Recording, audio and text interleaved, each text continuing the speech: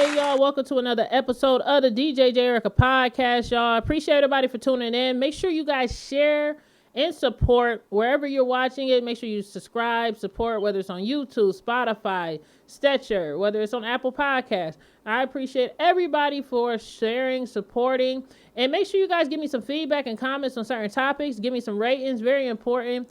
And of course, you know, we got a lot of hot topics to talk about, and I hope everybody is having a good November. It's the start of the holiday season, man. I'm telling you, and November's been real busy when it comes to, I mean, it's just a lot of controversial things going on in the world, you know, just for regular folks. And it's a lot of celebrity news going on as well. And man, I got a whole list of topics to talk about. So, man, let's get straight into it.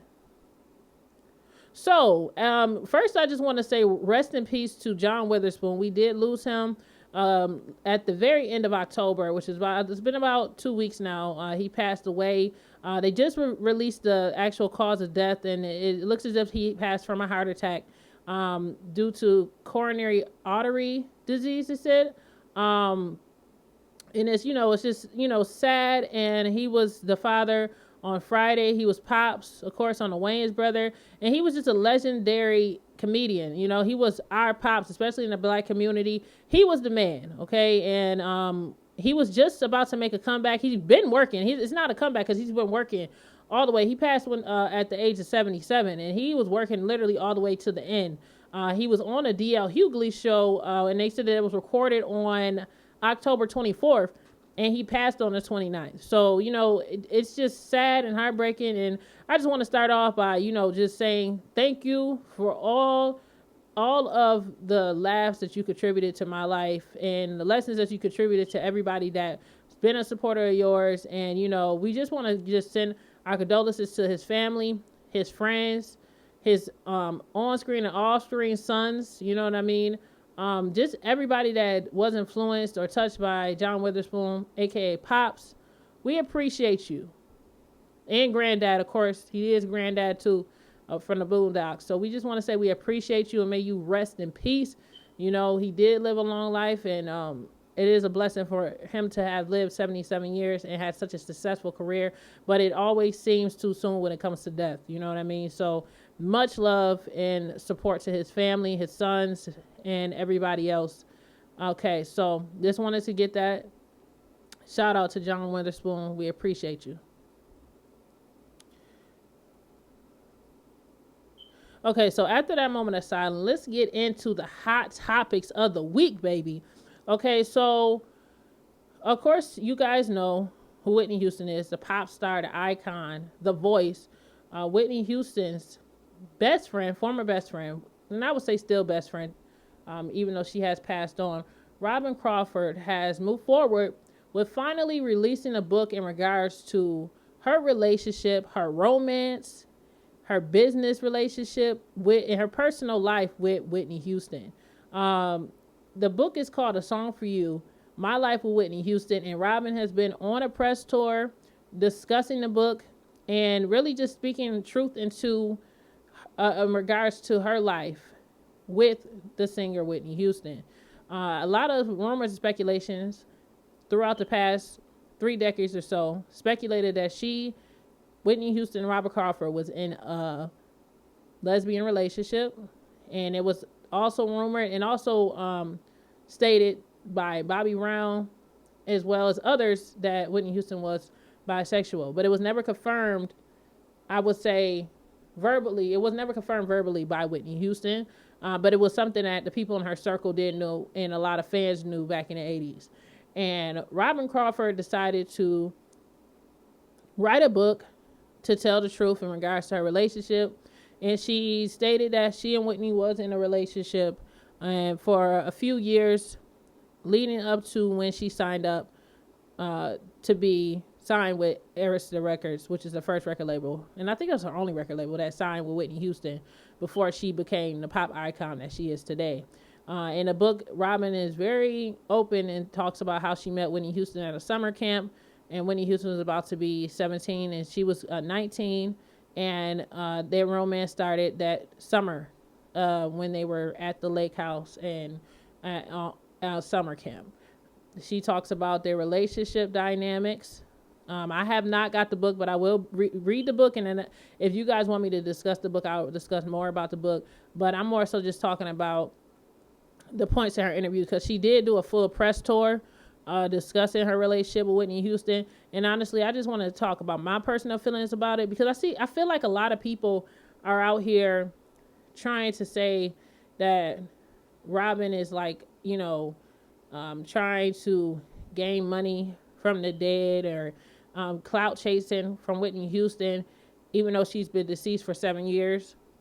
And honestly, I don't think that she is doing that. I think that she's done this to really find her peace and closure in regards to Whitney Houston's death, and also just to be able to tell her truth, in regards to where she stood in Whitney Houston's life. And I feel that, honestly, it's very sad that Whitney Houston had to live her whole life in a lie, basically. A lot of questions comes up when we find out, like, oh, this, I don't know, I can't even say, like, this massive pop star, this, person with this amazing voice, with a beautiful, beautiful spirit, and just a beautiful person in general. Whitney Houston could have, be something other than straight. It's just like, okay. But the thing is like when I'm 28, you know what I'm saying? I'm kind of young, but it seems as if the people that was around, and that's like in their late 40s, early 50s, said that they already knew about this stuff. So I don't feel like she's exposing anything that hasn't already been speculated for decades. You know what I mean? And I feel like she just want to say what she has to say. And I don't think it's wrong for her to write this book. I don't think it's wrong, because it's her story. And honestly, everybody's been capitalizing off of Robyn Crawford's story with Whitney Houston in different biopics, documentaries. They've been coming at her character, attacking her character, trying to say things about her. And I feel like if the woman is still alive and she can defend herself and say, look, okay, y'all want to bring me into this. Y'all want to make documentaries about me. Y'all want to make movies about me, depicting me. Y'all want to do these things. Well, I'm going to come and defend myself and say, or just come through and say my piece of the whole situation, exactly what was happening. Because, they may have said something, but they could have been wrong. Maybe she wants to clear the air about certain things and rumors and speculation. And I feel like that should be her right, and it's like people were saying, like, maybe this will hurt Whitney Houston legacy, and honestly, I don't think it would. Whitney Houston is someone whose legacy is still going to be intact. Even when she was going through her struggles, when she was alive, she had her drug addiction, everything else, and the media was dogging her. The one thing they couldn't take away from it is that Whitney Houston was a talented woman, and she had that voice. And even towards the end of her life, when it felt as if she lost her voice or whatever the situation may be, she still carried herself with grace. And that star quality has never left who Whitney Houston was and who she is as a person and an icon. So I just don't feel like people are right when they say, oh, she's trying to mess up this person's legacy. I mean, there's nothing else that you can actually mess up. But it just makes it sad, because, and it also helps people understand her struggle more, because I feel like with Black entertainers, people like to talk about their imperfections, but they don't like to discuss what led them to that imperfection or that particular flaw. Like with Whitney Houston, she was a known, drug addict. She admitted to having a drug addiction when she did her last interviews with Oprah Winfrey, and she decided to try to get herself clean. You know what I mean? And she talked about her own drug addiction. So this is something that everybody is aware of. She admitted to while she was alive that she had a drug addiction. You know what I mean? And that didn't take anything away from her.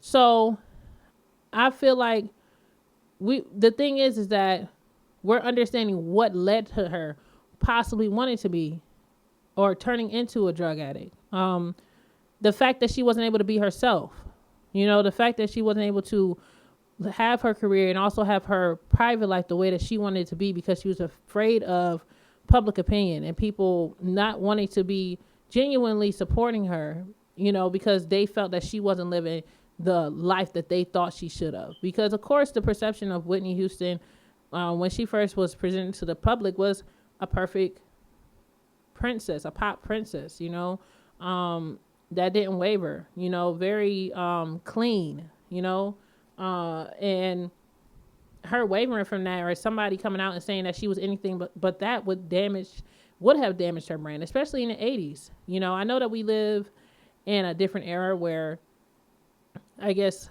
more same-sex relationships are accepted these days, whatever the situation was. But you have to understand that back then it wasn't accepted. And Robyn explained that. And she explained that Whitney decided to end the relationship and gave her a note in the Bible. And they prayed and decided to let that part of the aspect, the physical part of the relationship, go. But they still stayed together. But Whitney still had to live with basically being a performer, and basically being in a closet, and maybe not actually being with the person that she actually wanted to be with openly and happily, you know what I mean? And knowing that, of course, she comes from like a Christian background, Baptist background, that, her family, of course, wouldn't be accepting of that. And on top of that, she has to make sure that she's taking care of her whole family. She has a lot of pressure on her, and that would lead to anybody to try to find an escapism, some type of way to relieve them from that anxiety, that stress, that, and that's what she turned to, was drugs. You know what I mean? And it helps people see, like, at the end of the day, outside of everything, she was a human being. She was a person, and she had a lot more on her. She had a lot more required on her than the average human being, and she couldn't live her life as just being who Whitney truly was. And, it's just a gift and a curse at the same time. You're so gifted, but you're cursed where you can't live who you are as a regular human being per se, because public opinion could ruin your career, your ability to provide for yourself and things of that nature. So I feel like Robyn coming through was in a good time. It was a tasteful time.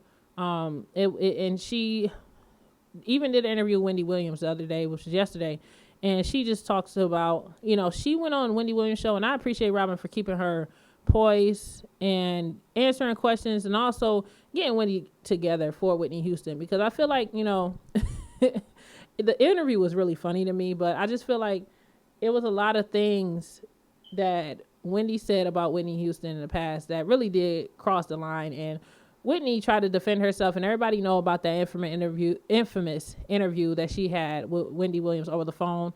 And Robyn Crawford talked about that, and Wendy asked her about that. And Robyn just told her straight up that her and Whitney was thinking about pulling up to her studio and having a talk with her, or, confronting her about it. And Wendy was like, I can't fight. I can't fight. Like, it was just a funny interview, but it was truthful. And you watch the interview, you could just tell that even to this day, with Whitney being gone, she was still defensive of her. Like, she did not waver. She made sure that she worded her answers correctly, was very careful with her words, because she didn't want anything to be taken out of content, and didn't want anything to really tarnish the name and the brand of Whitney Houston. She just wanted to be able to express how much she truly cared about Whitney Houston to the public, be able to tell the truth, and she stated that she thought about it, and she said the only thing she cared about was what Whitney might have thought, what her wife and her kids would have thought, and then herself. And that's what made her go ahead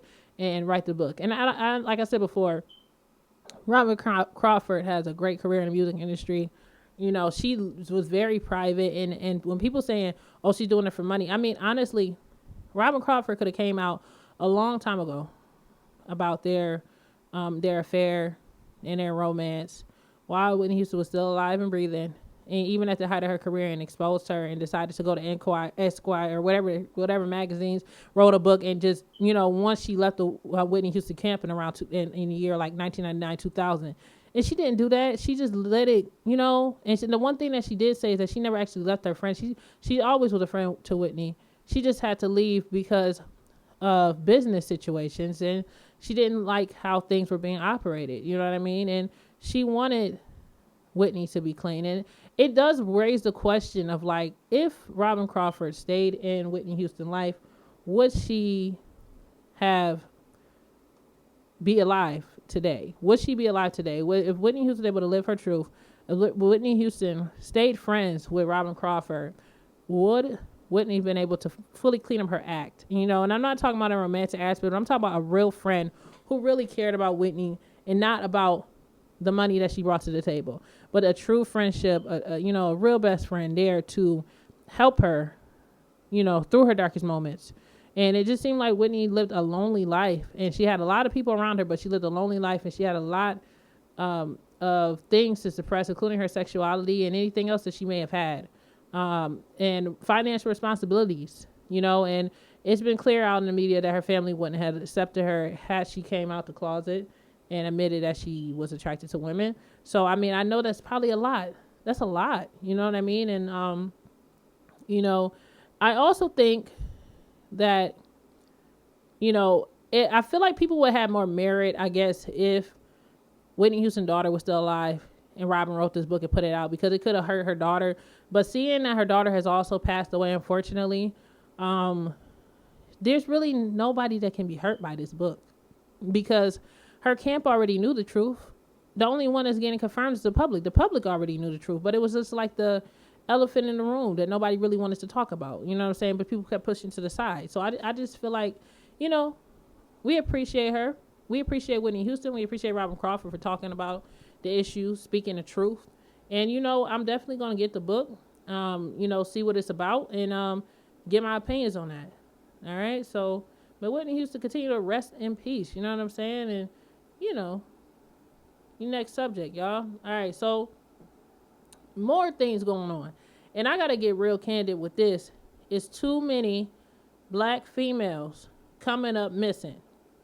This sex trafficking thing is going to an all-time high. And I've been going through Facebook, seeing every other day, every other post, every day, a new black female is missing. A young black female coming up missing. Children, teenagers, black females coming up missing. Going out and disappearing, never to be seen again. Coming up dead. Children coming up killed from predators. And it's just really bothering me. I am just like, I said on my Facebook page the other day, I said, if I see one more post of a black woman missing and it's not on the news, the CNN news about this, I think I'm going to scream. And the reason why I said that is because I feel like there's not enough publicity being placed upon all of these black women and teenagers coming up missing. And the thing is that it's starting to be revealed that Atlanta, especially in Atlanta and down south, specifically in Atlanta, has the highest rate for sex trafficking.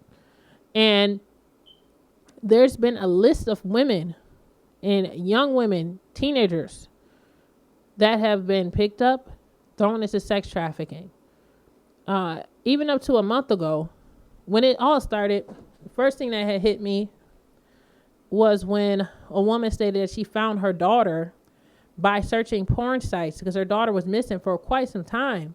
And she said that the spirit got to her and told her to try to search porn sites to see if your daughter was there. And she followed her instinct, and she found her daughter on a porno with a grown man. And she found several other videos of her daughter on a porn site. And that's when she called the police and they found her. And, that is just like, I'm just grateful that she came back alive. It's just a lot of women who are disappearing, no trace of them. They're getting thrown into sex trafficking. Some of them are being murdered at the hands of these sex traffickers. I need women to be careful, be vigilant. I know that there's a lot of women out here who don't drive. They require public transportation, Ubers, Lyfts, things of that nature. But ladies, you have to try to pay attention to your surroundings. And when I say that, it's we're in this text era. We're in a text era where it's like, okay, I'm on my phone. I'm texting somebody. and I'm not paying attention to the person driving this car. This isn't a taxi cab, you know? This is different than a taxi cab. Because if you order a taxi cab company, you're going to get in the car with somebody. More times, 9 times out of 10, these people are registered. They're actually an employee. So they're less likely to try some shit with you. You know what I'm saying? Excuse my language on YouTube. But we're talking about Uber and Lyft. You're literally getting in a car with a stranger that's been certified off of an app. Okay? Which means that this person could be a kook for all you know. The only thing that you can rely on is that their license plate and face would prevent them from wanting, and knowing that it's recorded, would prevent them from wanting to possibly kidnap you, take you into sex trafficking or whatever. I had seen a video clip that a woman had posted earlier this year. And she basically talked about how she nearly was kidnapped. Okay. And it was because she was getting out of a party. Her friend said, did she want to ride? She said, no, I'm going to take an Uber. She gets in the car with a man. And she was paying attention. He thought she was drunk, but she was very sober. He turned his phone off. And this is in Atlanta. And she asked him, he said, why is the route not showing? And he just looked at her like, what? And she's like, turn your phone on. This woman had to jump out of the car because he was trying to kidnap her. He turned the app off so the app would not be able to trace where he went after picking her up from her stop. Now, ladies, you have to pay attention, because had she been inebriated and she wasn't in her right mind, this could have been a totally different story. She would have been another person on the flag saying that she's missing. We can't find her. You know, even now to the stuff that happened last year where the woman got in the car with the wrong Uber driver and the license plate didn't match. If the license plate don't match, do not get in the car. Don't. And if you do get in the car, make sure that you are looking at the Uber driver and looking and making sure that their phone is on and active. And they're tracing where you're going, because this person had to turn the phone back on to cancel the ride, because he thought if he shut his phone off long enough, it would make the ride disappear. But he tried to turn it back on, try to cancel the ride like, oh, I didn't pick her up. But he did. He had her inside of his car. Okay. And she had to jump out of a moving car because of this sicko. You know what I mean? So, ladies, please pay attention to your surroundings. There's a lot of weird people out here. And it's, you know, even down to this thing that happened to the girl that was in Atlanta as well. I think she went missing. She was a student. And, you know, I'm not, and out of respect for her family, what her family has told the media, I'm not going to speculate. I'm just going to talk about facts. And the facts is that her roommate and the roommate's boyfriend of this young lady was arrested for her murder. And it was after she was already allegedly sexually assaulted, and she reported it to the police, and they didn't do anything about it. And it's disgusting. Like, this young lady probably would be alive today had they arrested him when she went to the police about him sexually assaulting her. But now this girl, you know, and it's just sad. Honestly, it's sad. And all I could do is just pray for the girl, pray for her and her family, because no one deserves that fate. You know, that girl went to school to get her education. They said she was studying criminal justice. She went there to find friends. Like, you know what I'm saying? Like, I went to college. You know what I'm saying? I graduated from college. I lived on campus all 4.5 years. So I know that experience of meeting new friends and living in a house with a stranger, you know, but someone's the same age as you, your peers. And I'm just sitting there thinking like, wow, like, can you imagine like how unsafe and if I was a student, how unsafe I would feel having a roommate after something like that happened. You know, it's sad. You know what I mean? And it's just like, for the ladies out there, just giving you guys some tips. Pay attention to your surroundings. Don't go anywhere alone.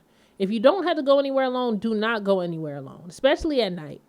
If you're going to go out, if you decide you want to take an Uber or Lyft, make sure it's at least two of you together in a car. Make sure that someone is dedicated to staying sober at the minimum, so everyone knows what's going on. Try to stay alert. If you want to get effed up drunk, stay at home and get effed up drunk.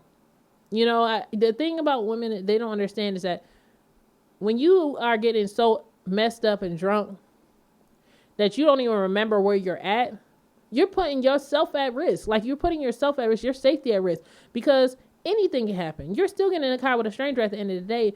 Anything can happen and you won't even remember it. You won't know. And the scary part is that if you blacked out, this person, even if they didn't want to kill you or, throw you out in a dumpster, whatever, they could just rape you and then drop you off at home and you might not even remember it.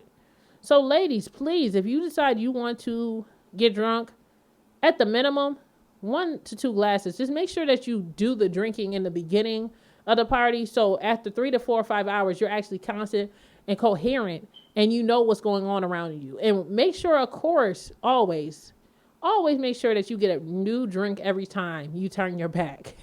Keep your drink in front of you and preferably drink alone. Don't drink in large groups where there's other males that's around the bar and everything else because one look to the side and you could be drugged,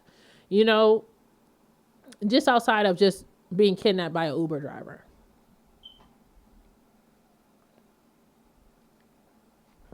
It's a lot going on, y'all. It's scary. It is.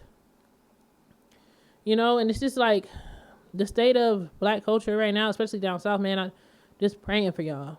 I'm praying for y'all. I'm praying for these women because I just feel like every day is women and children that keep coming up missing. Something's not right in the water. And they're talking about it. They're starting to expose that sex trafficking is definitely here in America and it's definitely happening. It's happening. So please be careful. Even boys. There's boys that's starting to come up missing too. Pay attention to your kids, period. I know that we put a big stamp all over when it comes to women's safety, female safety, but we need to make sure that we have safety for children, just in general, male and female, because anything can happen.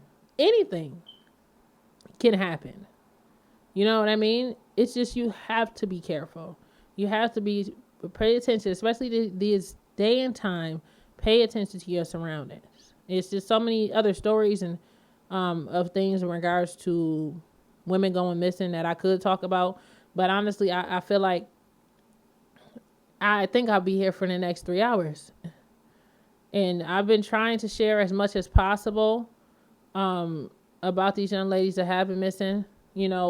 Make sure you go to my Facebook page, the DJ J Erica Podcast Facebook. I do share, or just the J Erica Podcast Facebook. I do share a lot when it comes to people coming to missing or anything particular that I feel that may be helpful for families. I do share that. So please just make sure you guys check that out so you can be on the lookout, especially if you're in Atlanta. There's a lot of women that keep coming up missing in Atlanta. And anybody that have family members in Atlanta, please pray over them, man. Pray over them and just tell your female family members to watch their back, watch who they're meeting online. This one young lady, she went missing, and she's the daughter of a UFC boxer, and she's still missing. And they said that they found blood inside her car, so they know that it was a fatality possibly. And they think they caught the person that kidnapped her, but we still haven't recovered this young lady or her whereabouts, so where she could possibly be. And it's just scary, y'all. It's scary, and I'm just really hoping that if females just watch yourself, even online, ladies, watch how you present yourself online, like for real, because honestly, like what I be seeing, like I just be like, like you shouldn't be posting that. You know what I mean? I know we're in the age where it's cute, I guess, to walk around and be a plastic thought on Instagram and, kind of like, virtual prostitution a little bit. But it's not a good look.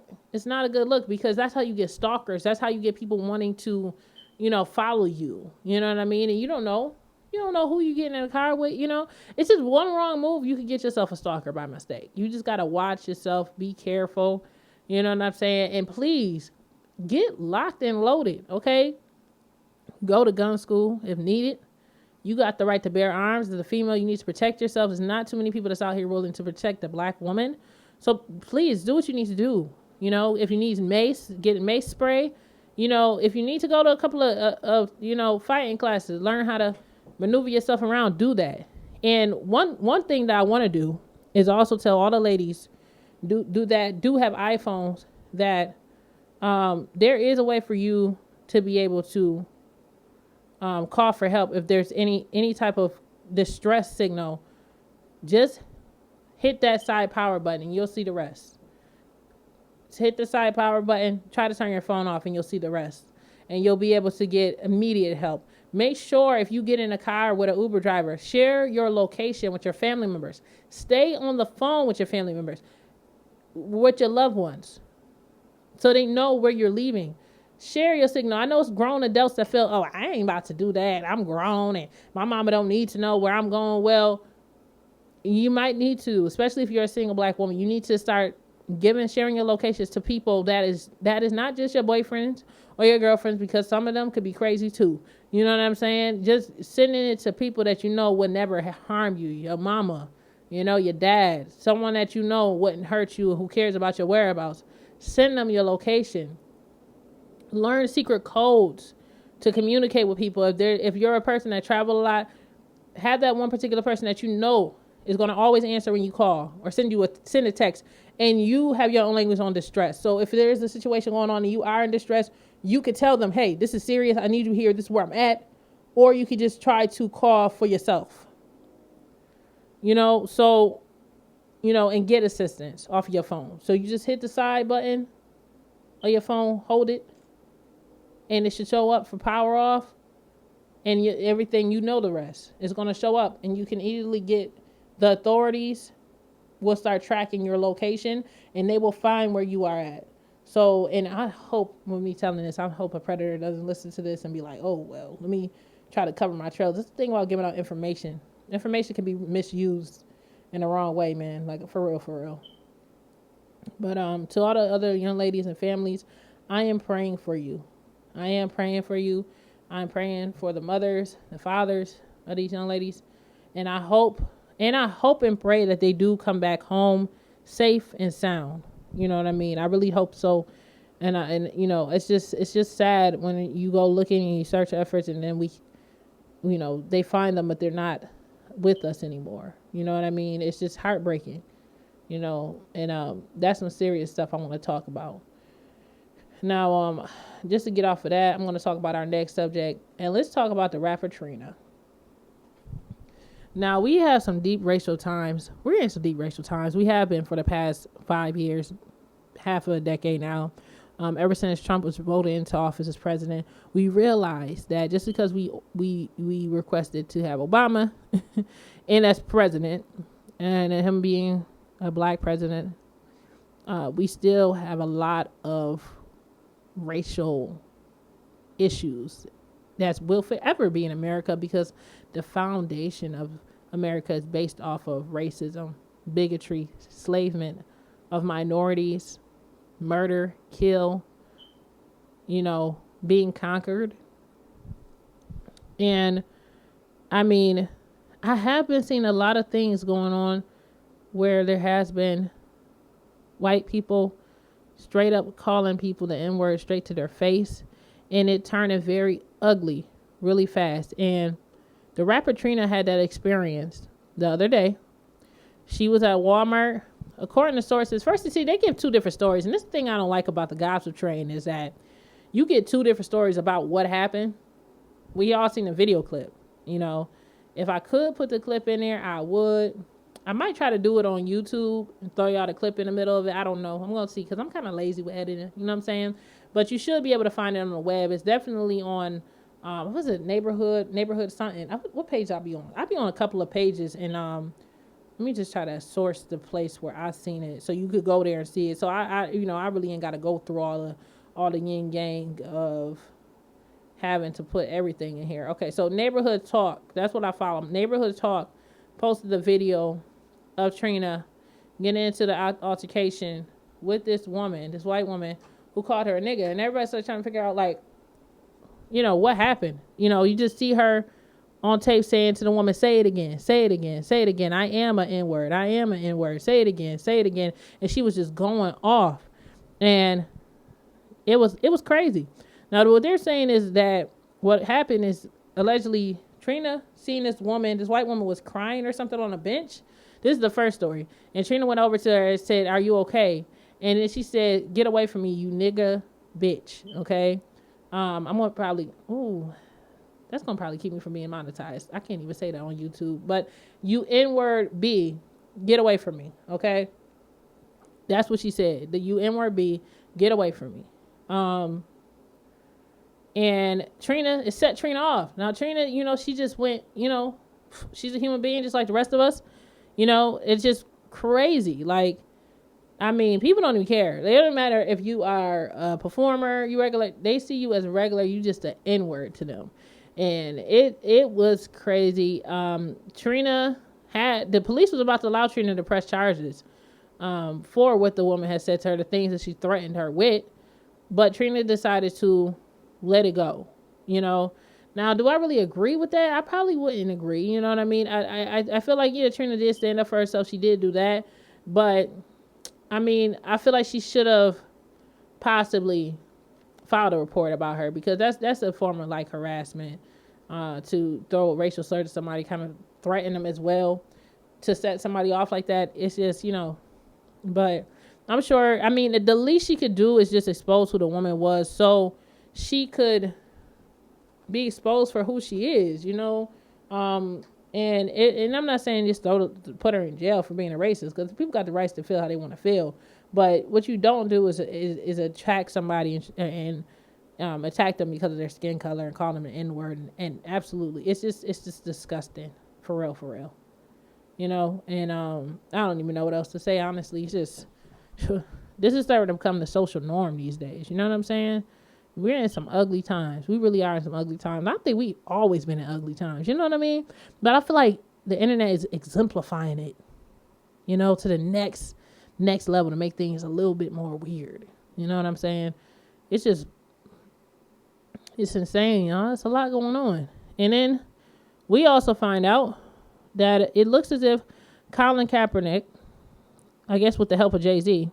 Now, remember, you guys, back in the summertime, Jayz had like signed this deal with the NFL, and everybody was like going off and saying Jayz was turning his back on his people, this, and this. And then they put these pledges out saying he better get Kaepernick his job back. Well, it looked like Jayz has got Colin Kaepernick his job back in the NFL. It looks as if he will be being signed to a team soon. We're not sure which one, but he has released that he is going to a training camp this week or so, this month, to, try to get himself in shape and get recruited to one of these NFL teams with the help of Jayz and his team. So we can, honestly, it's crazy, because now that he got his job back, I'm seeing a lot of black people that's just like, F Colin Kaepernick, he's a coon now, he's this, and this. But my thing is, he did stand up for something. He was protesting for several years, and he had to provide for his family too. Now, would a person with pride, with a lot of money, if he had the financial standing, I think he probably wouldn't gone back to the NFL. But we don't know what this man's finances is looking at and looking like. And it's like, I know people are saying like, oh man, you shouldn't have, went back there. But think about it like this. Colin Kaepernick actually has the support of another black man, which is Jayz, now that's helping to work with the NFL to make sure that Colin Kaepernick will probably get the fair treatment that he's looking for. And out of the respect of Jayz, they're going to willing to do a business deal with him that will make it so this man can move forward with providing for his family. So, I mean, the most thing I can say is at the least of the good part of Jayz deciding to partner with the NFL is that he's at least able to make something, make a difference, make some changes, positive changes, especially for Colin Kaepernick, because everybody felt that he was backstabbing Colin Kaepernick in regards to him doing this deal with the NFL. Now, was this the original plan of Jayz to help him get his career back? We honestly don't know, because originally when he signed, Colin Kaepernick camp was not here for Jayz.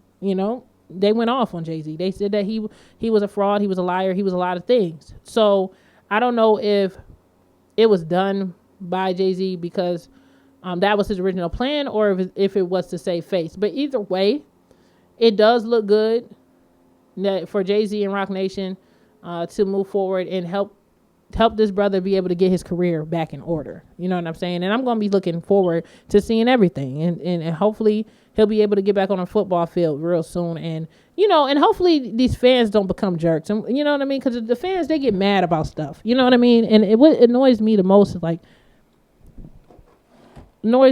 is when a fan, I had to close my window, y'all. I don't know. It's like, I feel like a damn airplane. I'm sorry if it got a little close to the mic. I feel like an airplane. It's just, I'm close to an airport. So, and I'm high up. So it's times when I'm recording my podcast here and all of a sudden I hear a jet flying past or some stuff. I have to like literally close my window so it's not taken up. So if you guys do hear anything going over the head, forgive that. But anyways, back to what I was saying. Yeah, I just feel like it was a good move. I feel like him being able to get his job back is a good move. I feel like there has been some changes made, I guess, with them signing a deal with Jayz. And we're just going to see. It's just day by day, moment in moment type of thing, you know. And if fans decide to still support the team that decides to get Colin Kap, it's really going to come down to see how the people react. Because this is the thing. Say Colin Kaepernick gets his job back, right? How will the fans of the team that hires him, how are they going to react? You know, because I know that we're in a racially divided country. We're in a racial divided country where racism is just strong right now, you know, and I feel like and people's opinion on race is very, very much, it's always been this way. But, you know, I feel like, I don't know, I just feel like him being signed to the wrong team would cause an uproar. You know what I'm saying? I'm hoping that he gets with a team for a city that's not known for any type of like racial bigotry or just extremism. And I think he will be all right, you know. And for everybody that's, you know, the black people that's pulling their support, the man was kneeling for a reason. He did what he needed to do. And, you know, he still stayed strong in his approach with Jay-Z signing with him. He wasn't feeling it. You know, so I feel like he has the right to make a decision on his career and regarding his finances. We don't know what that man has to pay for. We don't know. You know what I mean? And I feel like if he's able to get on a team that's not racially biased, is willing to negotiate, and we don't know what's going to go on a business table, and he's able to find a happy medium, go back and get your job, man. You know, get your money. You know, this, you know what I mean? And it's not, people say, oh, you don't get the money, you're a sellout. But if he's not a sellout, you know? I don't think he's a sellout. I just feel like he's a human being, and he's still going to have bills to pay, whether y'all have y'all emotions or not, because I don't see none of these regular folks feeding his wife and his kids, if he has any. You know what I mean? He got to pay his bills, you know, and I feel like even once he retired, he's still going to be that Colin Kaepernick that's still about human rights. He has not wavered in regards to his open approach in regards to racial issues and police brutality.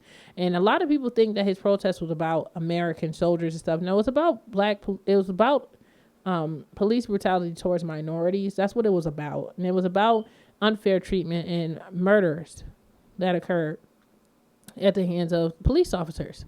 You know what I mean? And I feel like that's a part of freedom of speech. And I don't think that he should be punished for having a freedom of speech. And I feel like that's what happened, is they punished him by taking away his job for him having freedom of speech and expression, which is something in their constitutional right. And a lot of people are saying that, oh, it's, you know, it's about America, but you know, it's not right when black folks can't express their rights, you know, in regards to things. You know, it's always a backlash for that, and I don't find that fair.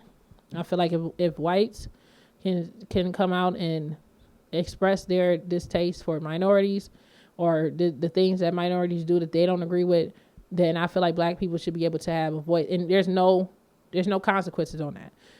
I feel like black people should be able to do the same thing without any consequences being taken on their career.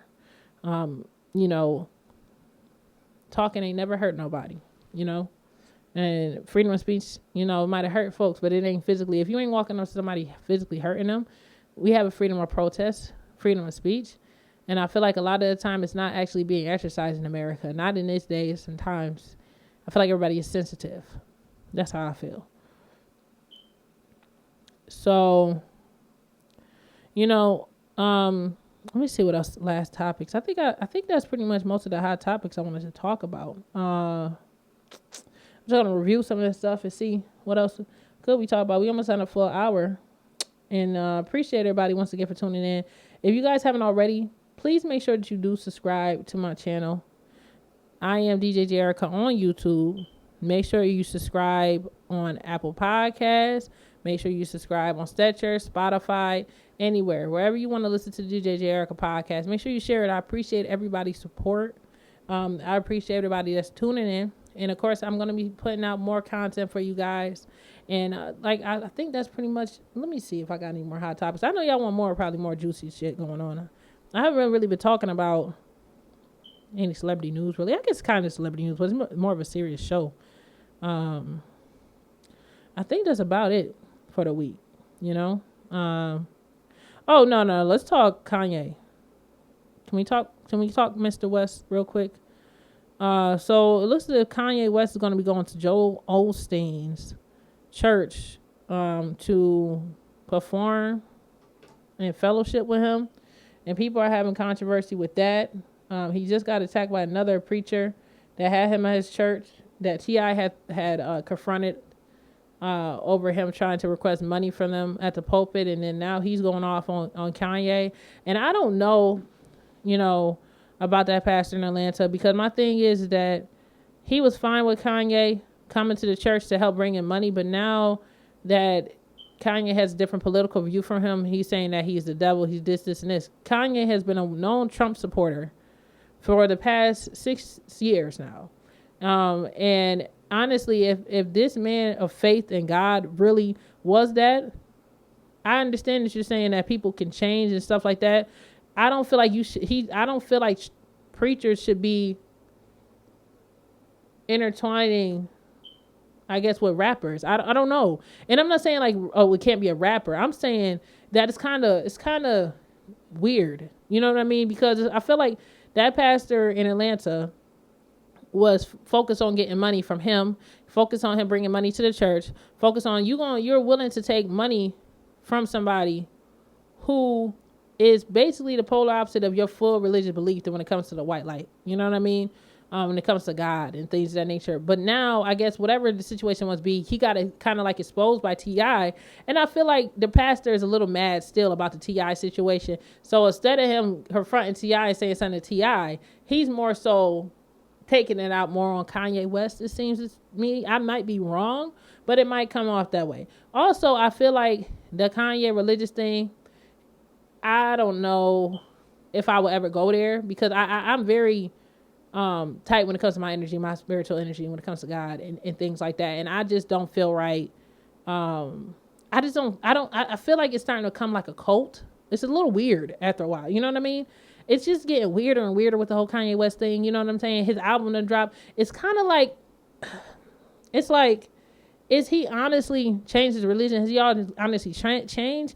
Or did he want to just get another number one album? Because it was like, if he was doing this and then he didn't drop the music video or music album or whatever he had just dropped, his album that he just dropped, and it didn't go number one, I would probably be more so believing that Kanye is truly like trying to come through and, I guess, save himself or whatever the situation may be, get his spirituality in order, whatever. But it just seemed like he's out on like a tour campaign, but he's going to churches to do it. And it's kind of conflicting. I don't know. We're just going to sit and wait and see what it is. But now they're saying that he's coming to go to Joel Osteen's church. Joel Osteen has a sketchy history. I remember when that storm had happened years ago, he would not let his people in the church to get shelter and protection and everything else. And he had a whole Superdome that he could have gave, and they had to call him out in order for him to help his own people. So I don't know. I just feel like it's a lot of preachers that pimp from the pulpit and they try to use religion as a way for them to come up financially. And I'm talking about in a bad way. You got people that's struggling to survive, that's living check to check, that's probably on SSI right now, and you're collecting their money for teas. And I feel like, why would you collect money for teas from a poor person who can barely support themselves? Why isn't the church helping these people financially, helping them pay their bills, helping them do things and that they know? I've seen things in the news where they had kicked out an elderly woman that was almost in her 90s, basically, because she stopped paying teas. She shouldn't be paying teas. I shouldn't have to pay you a bunch of money just for God to love me. And that's the thing. It's like, that pastor came at Kanye West, but he's also walking in hypocrisy himself. Because when there's a celebrity that comes in there, they're still a person and they might need saving as well. And I don't feel like it's required for them to drop $2,000-$3,000 on you to show that they are worthy of God's love. it got to be a better way to raise money for the church outside of pimping from the pulpit. You know what I mean? And that's how I've been feeling. That's how I feel. That's why a lot of people stop going to church, because it's like people say that they love the Lord, but they're really just praising and just trying to hustle for themselves. And that's just what it is, you know, and they're very judgmental.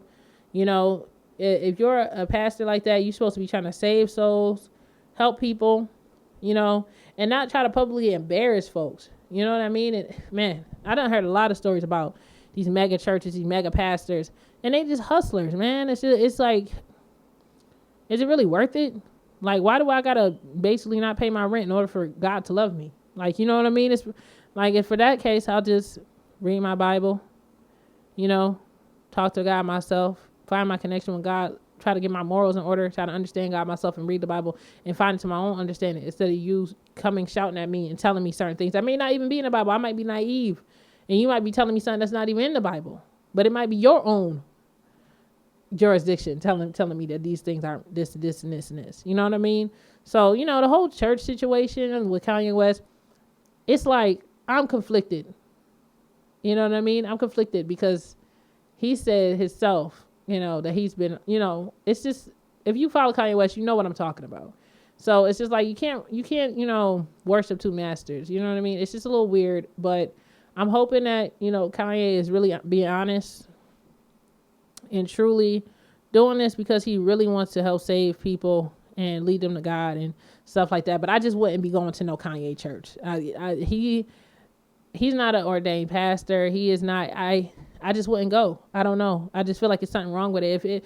I just wouldn't feel comfortable. I just feel like it's a little cult-like. The things that I've seen on the web, it seems a little cult-like to me. It seems like they're kind of like worshiping a little bit Kanye West a bit, and that you're not supposed to worship a human being or idolize a human being to that point. So I just don't, in spirituality and spirits, you know, they jump and stuff. I don't know, you know, I just wouldn't. But a lot of these pastors, I wouldn't go to their church neither, because they be carrying stuff on them and they be screaming, oh, this, and this, but they be living wrong. They be having affairs. They be cheating on their wives. They be, you know, just doing foul stuff, stealing money, hustling, embezzling, a lot of stuff. You know what I mean? And, you know, if people are saying, well, we don't want to scare you away from the church. I mean, you're not scaring me away from God. You're scaring me away from you. And you're not, and you know what I mean? I don't owe another human being my presence in order for God to hear me. That's how I personally believe. I don't. If I decide to go to the church, it's because I want to go to hear the word. But if I feel like the person that's giving the word is not right, I'm not about to keep going there. You're not about to, you know, no, it's just very sacred. You know what I'm saying? It's just insane to me. The stuff that be going on, it be insane to me, y'all.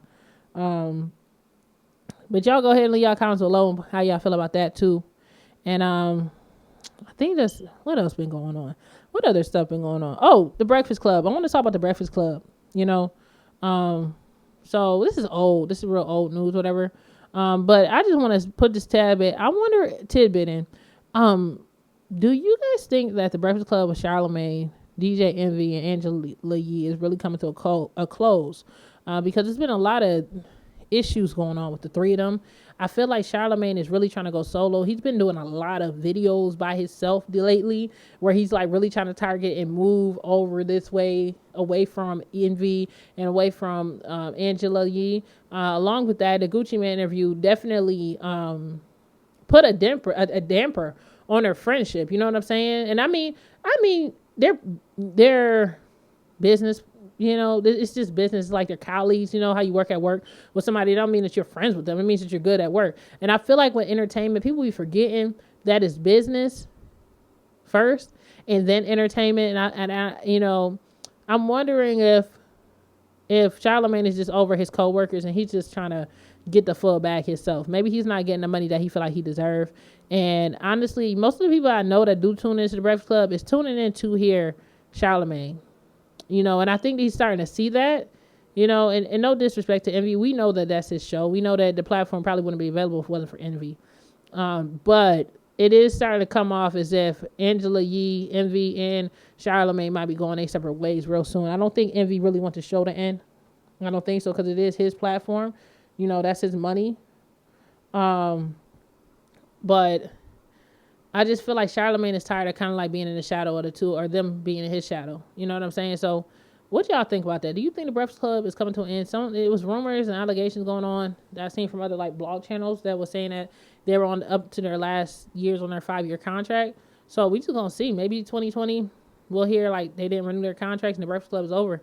But honestly, they literally are like the biggest radio platform that we had since the Wendy Williams experience, basically. And honestly, if it wasn't for Wendy Williams, there wouldn't be no Charlamagne the God. So honestly, it's funny how things work. Like how Wendy Williams, had her own channel. Then she mentored and groomed Charlamagne. And then Charlamagne went to this channel. It's funny how you can have influence on folks without physically being there. Or you could help propel somebody's career. And they be your mentor or mentoree, and now look at them, and now you helping the other careers of other people without you even talking to them. And they might feel some type of way, oh, this about Wendy, but it's funny, y'all show probably wouldn't exist if Wendy Williams never picked up Charlamagne the God. Take that with y'all, folks, before y'all keep throwing shade. You know what I'm saying? And I did talk my little, I talk my little stuff sometimes about Wendy, but it's just certain things I noticed, I observed. But anyways, everybody, just make sure you guys, this is the wrap up of the show. It's been a great hour. Appreciate everybody for tuning in to DJ J Erica podcast.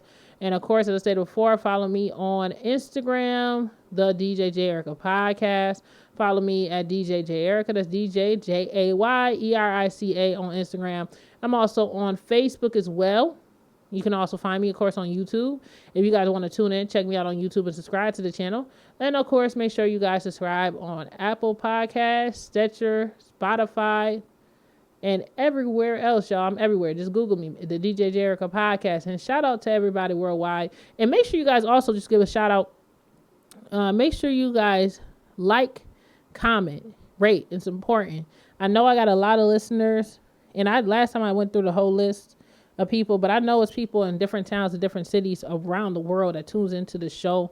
And a lot of times I like to give shout outs to you guys. I'm going to see if I can do that now. Let me see if I can get the list right now and just give a quick shout out to all the towns and cities that's tuning in to the show. And I'm going to go through, it's a lot. Okay, so we got listeners, of course, in the United States, United Kingdom. We got listeners in France, Singapore, South Africa. We got listeners in Brazil. And just city-wise, we got people listening in Los Angeles, California, the state of California overall. Mountain View, California, I see y'all. Batavia, New York, Newark, New Jersey. What's up, New York, New Jersey, Fresno. I see you, Fresno, California, Illinois, Naperville, Illinois, Atlanta, GA. What up, y'all? What's up, Washington, D.C.? What's up, Southgate, Michigan? What up, Brooklyn? I see y'all listening. What's up, London City, London, UK, Canton, Georgia. I see Austin, Texas on here. South Croydon, England. Oh, nice. Appreciate everybody for looking in Labeth, England. Harrow, England. Philadelphia, Pennsylvania. City of Westminster, England. Corona, California. St. Lambert, Calvados, wherever that is. Colorado Springs. Charlotte, North Carolina. Colorado Springs, Colorado. Arlington, Virginia. The Bronx, South Bronx, Alabama. Kent, Bowie, Maryland. Kent, Washington. Highland, Florida. Seattle, Washington. Oh, man, this list is crazy. Y'all, Singapore. Kansas City, Missouri. Quincy, Massachusetts. I already say Brooklyn. The Bronx once again. Hollywood, Florida. Louisville, Kentucky. And a lot of other places too, And I appreciate everybody for tuning in. It's the international podcast, man. I appreciate y'all listening. I hope you keep sharing it with y'all people, and I hope I entertained you tonight. And y'all have a blessed, safe night, y'all. It's the DJ J Erica podcast, and I'm gonna be back probably in the next week, 2 weeks or so. I've been trying to put out more podcasts for y'all. I always do it like once a month. I only did one last month. I only did one so far this month. This is my first one. I'm going to try to be more consistent. Maybe I could do weekly. We're gonna see. At least 2 a month. You know what I mean? So, y'all, take it easy. Appreciate y'all. Much love, DJ J Erica podcast. Peace.